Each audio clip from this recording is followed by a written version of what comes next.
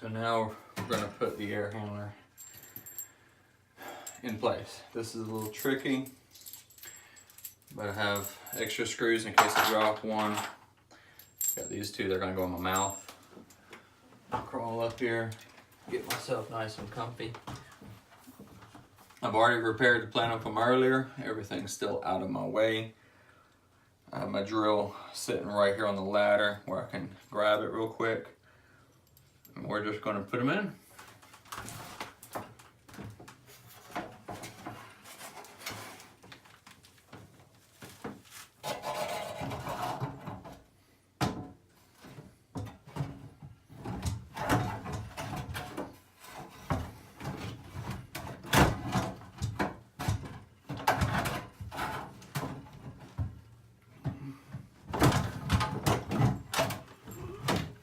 Need a tight fit for time.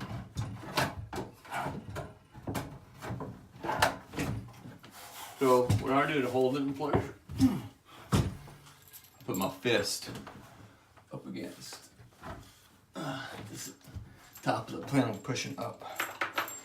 Then I'll take my screw and I will start it in the sheetrock because there is wood up there. Don't go back with a butterfly. You'll have a bad day if you do that. Very bad day.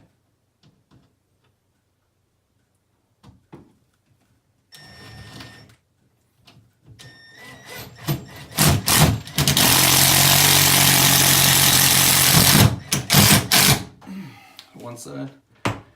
Now I like to put 4 bolts in, but I ain't worried about that just yet.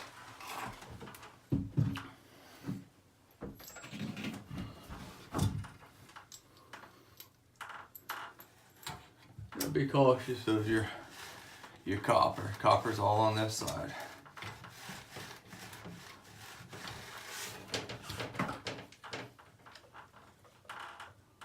Don't damage your copper.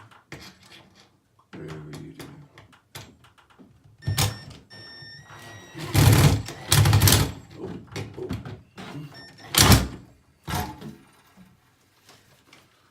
Happens.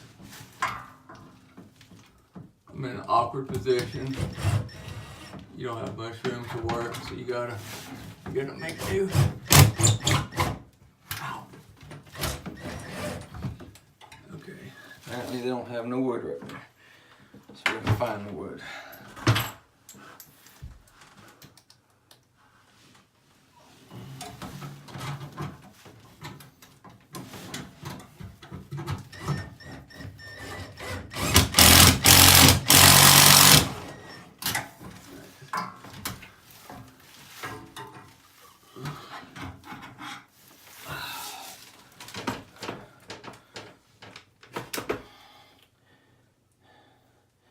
I don't have the proper extension. The one I did have broke.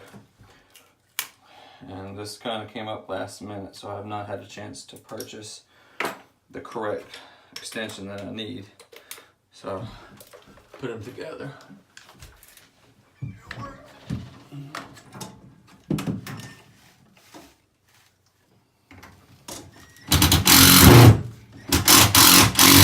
Uh-oh.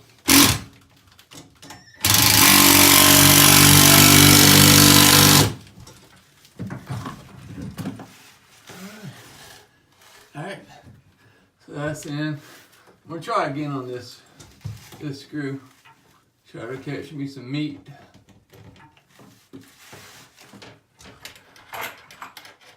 But it's in, it's not gonna fall. But I'm gonna try again, catch something. Maybe I will. We'll see. You'll know if I did.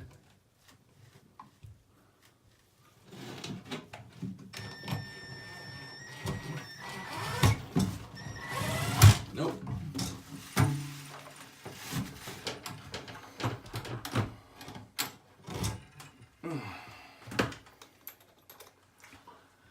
It's real sporadic on these. I don't know why they do that.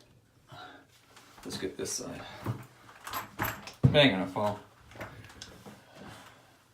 See this side, I can see the stud. Or not stud, I can see the nail going into the sheetrock, so.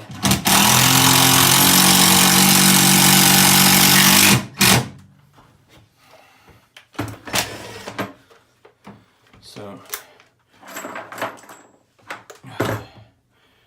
I'll show y'all what to do in that case. I still want to get a screw in. And of course, let's do this.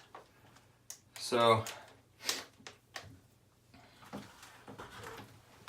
I'll see where the screw, the rafter is, cylinder joint, whatever you want to call it. So what I'm going to do is I'm going to put the screw, I don't know if you can see, but put it right here.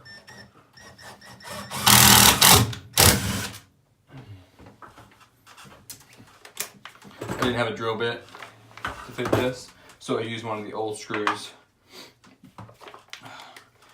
I just use that as a drill bit. So now I'm gonna go back with this. Right here on this edge.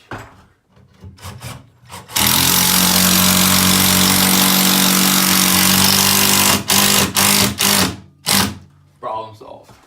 You can hang on it, it ain't gonna come down. It's solid as a rock. All the way around, top's good. This side's good, good right here. So next step is going to be soldering it in. Then I'm going to pull a vacuum, or pressure test, then pull a vacuum. So I don't need to teach y'all how to solder. If you're doing this and you don't know how to solder, you need to stop, because overhead soldering, especially inside in a confined area, is dangerous. Don't let this be the first one you do. But you can kind of see my copper wire, my copper hoses is right here. I'm going to bend this one down very carefully. Don't just grab it and start bending on it, because you're going to kink it, make it look bad. Don't do that. Don't be that guy to do that.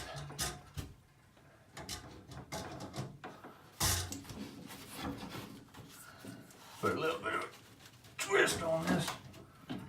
Now what I like to do whenever I'm doing my soldering, I like to take a permanent marker and I like to make a mark on my lines, so I know that I'm going in all the way. Because while you're moving around, it could shift, could pull out, and if it pulls out, you're gonna have a bad day. See, it's wanting to pull out on me. Just the natural weight of everything is wanting to pull it out.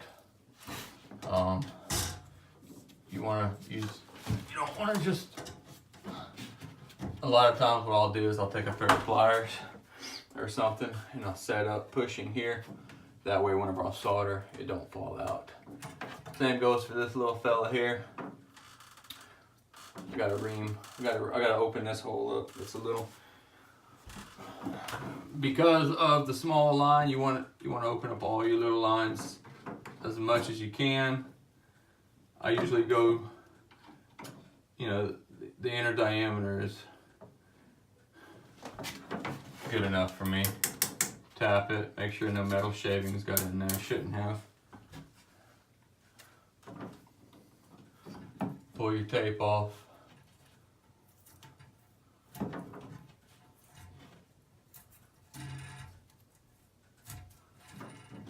Shove it in.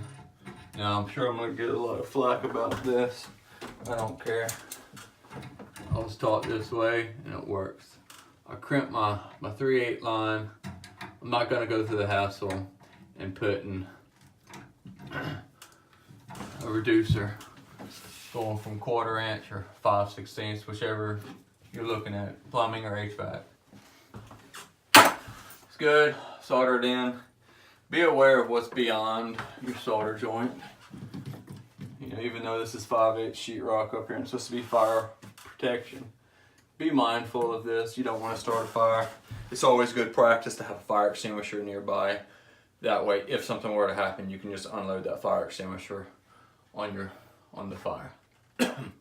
So, once I have it all soldered in, pressure test, and under vacuum, I'll come back. Oh, excuse me. And I'll put some Armaflex on my line, get it all nice and taped up. I'll put my my plumbing back in, and then it'll be ready to assemble, reassemble, hook your 24 volts up, and you'll have voltage. So, see you in a bit.